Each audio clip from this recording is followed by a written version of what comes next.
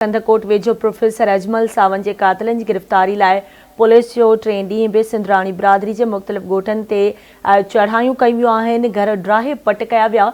SSP Irfan समो जो चवणु आहे त प्रोफेसर अजमल सावंत के कातिलनि की गिरफ़्तारी ताईं ऑपरेशन जारी रहंदो।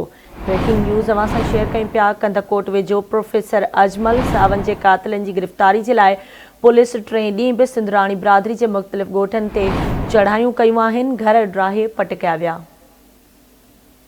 तफ़सील मालूम कंदासीं। कंदकोट में आवाज़ न्यूज़ रिपोर्टर पीर बख्श भंगवार खान। जी पीर बख्श, कहिड़ा तफ़सील आहिनि कार्रवाई के हवाले से आगाह कजो।